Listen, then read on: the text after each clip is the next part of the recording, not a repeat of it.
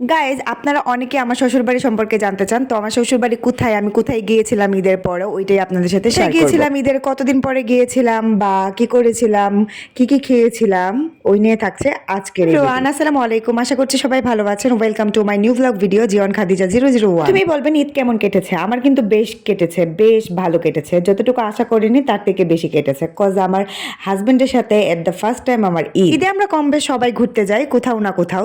কারো কেউ যায় দেশের বাড়িতে, কেউ যায় আবার নিজের বাড়িতে। সো আমি গিয়েছিলাম আমার শ্বশুর বাড়ি। প্রথমে বলবেন কে কোন জায়গা থেকে ভিডিওটা দেখছেন আর আমার ভিডিও কার কাছে কেমন লাগে, অবশ্যই এটাও কমেন্ট করে জানাবেন। আসলে আপনাদের কমেন্ট পড়তে আমার বেশ ভালো লাগে, ভালো হোক খারাপ হোক আমি সবার কমেন্টে রিপ্লাই করি যেমনই পারি, যতটুকু। কারণ সবার কাছে যে আমার ভিডিও ভালো লাগবে এটা কিন্তু না, আবার সবার কাছে খারাপ লাগবে এটাও না। হয়তো বা 4 জনের মধ্যে 2 জনের ভালো, 2 জনের খারাপ, এটাই স্বাভাবিক। তবে ভালো মানুষরাই কিন্তু ভালো কমেন্ট করে, আর যাদের মধ্যে একটু প্যাচ গোছ আছে তারা কিন্তু অন্যরকম কমেন্ট করে। যাই হোক, অনেক কথা বলেছি, এখন চলেন আমি মূল কথায় আসি। প্রথমে আপনারা দেখতে পেয়েছেন একটা গাড়ি থেকে নেমে আরেকটা গাড়ি, আরেকটা গাড়ি থেকে নেমে আরেকটা গাড়ি, আরেকটা গাড়ি থেকে নেমে আরেকটা গাড়ি। আসলে আমার শ্বশুর বাড়িতে যাওয়ার পথে আমার সাথে এগুলাই। তাহলে চলেন আমি গাড়িগুলোর নাম বলি। ফার্স্টে আমি যখন নিউ টাউন থেকে আমি যখন একরামপুরে যাই তখন আমি একটা রিক্সা নিয়েছিলাম। তারপর ওইখান থেকে আমি আবারও একটা সিএনজি নিয়েছিলাম। দেন অর্ধেক রাস্তা যাইতে সিএনজি অচল হয়ে গিয়েছে। তারপর ওইটা থেকে নেমে আমি আবার অটোতে উঠেছিলাম, অটো দিয়ে আবার চামড়াঘাট পর্যন্ত গিয়েছিলাম।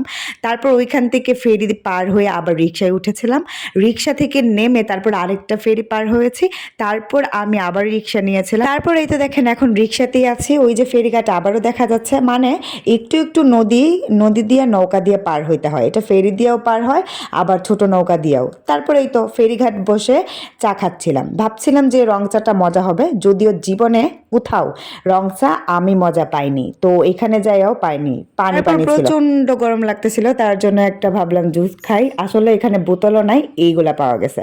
তারপর দেখেন কত সুন্দর একটা রাস্তা, ট্রাস্ট মি গাইস, আপনারা যদি নিজের চোখে না দেখেন আমার মতো, মানে আমি তো এখানে ফার্স্ট টাইম গিয়েছি, মানে ইটনারি এই রাস্তাগুলোর মধ্যে, হয়তো বা আপনারা অনেকে আগে গিয়েছেন, বাট আমি কিন্তু প্রথমে যাওয়াতে আমি খুবই মুগ্ধ হয়ে গিয়েছি। এত সুন্দর রাস্তা কিভাবে, এখানে এত সুন্দর রাস্তা কিভাবে করেছে।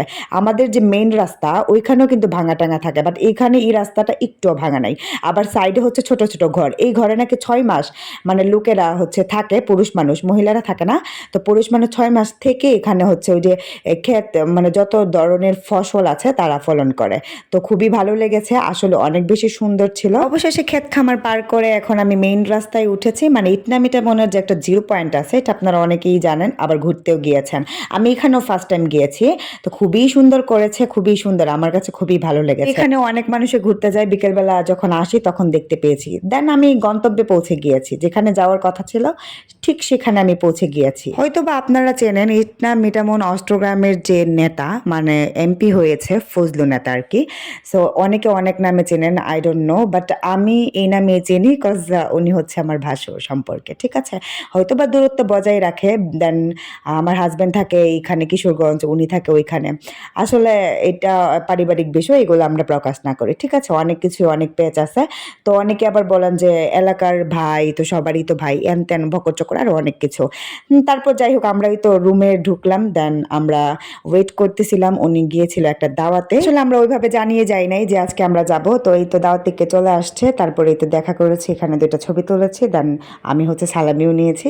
দেন আমাদের কথাবার্তা শেষ হয়ে গিয়েছে, তো ভাবলাম যে আর থেকে কি হবে, আমরা চলেই যাই, তো আবার যাব ইনশাল্লাহ। আচ্ছা, তো আমি প্রথমে বলেছিলাম অটো থেকে রিক্সা, রিক্সা থেকে অটো, ফেরি থেকে নৌকার, মানে সব কিছু। কিন্তু যাওয়ার টাইমে আমরা বাইক নিয়েছিলাম, হ্যাঁ, তো বাইক দিয়ে হচ্ছে আমরা যাচ্ছিলাম। আসলে সন্ধ্যা হয়ে গিয়েছিল, যেহেতু এটা দিয়ে আবার তাড়াতাড়িও হবে, নয়তো অনেকটাই দেরি হইতো। যেহেতু হাওড়া এলাকা, সেহেতু তাড়াতাড়ি যাওয়াটাই ভালো, বেটার আমি মনে করি। এদিকে হচ্ছে আম্মু আবার খুবই টেনশন করতেছে যে এখনো বাসায় যাচ্ছে না কেন। আসলে রওনাই করেছি মনে হয় 5টার সময়, 5:30, মানে 5টা মেবি, আজানের আগে। যাই হোক আমরা নদীর পথ হচ্ছে আমরা পার করেছি, তারপর চামড়াঘাট এসে ভাবলাম যে কিছু খেয়ে নিই। এখানে ফার্স্টে আমরা রুটি খাচ্ছিলাম, আসলে রুটি খেয়ে আমরা হাজব্যান্ড ওয়াইফের কারোই মন ভরেনি। তো আমরা ভাবলাম যে সাদা ভাত খাবো, আর এখানে তো গ্রাম সাইড, যেহেতু মাছ পাওয়া যাবে ছোট ছোট, তো ভাবলাম যে ভাতও খাবো। তো ফার্স্টে আমরা 2টা করে রুটি খেয়েছি, আসলে ডাল দিয়ে। আর মাংস টাংস দিয়ে রুটি ভালো লাগে না, হোটেলের সবচেয়ে বেস্ট আমি মনে করি যে ডাল আর রুটি সবজি বা এগুলা দিয়ে খাইতে খুবই ভালো লাগে। তো আমার হাজব্যান্ড দেখেন ক্যামেরার দিকে তাকাচ্ছে আর খাচ্ছে, ওনার ঢং দেখে তার আমি। তারপর ওই হোটেলে আর ভাত পাই নাই, তো এখানে ভাবলাম যে কি পাওয়া যায়, ভর্তা টর্তা কিছুই পাওয়া যায়নি। তো এখানে মাছ নিয়েছিলাম আর ছোট মাছও পাইনি, তো এখানে শুটকির তরকারি আর মাছের তরকারি দেখিয়েছি, খুবই মজা লেগেছে। আপনারাও চাইলে খাইতে পারেন। আর হ্যাঁ, ছোট ছোট এই দিনগুলা আমরা অনেক বেশি মিস করব। একটা সময় এগুলাই থাকবে স্মৃতি হিসাবে। টাটা।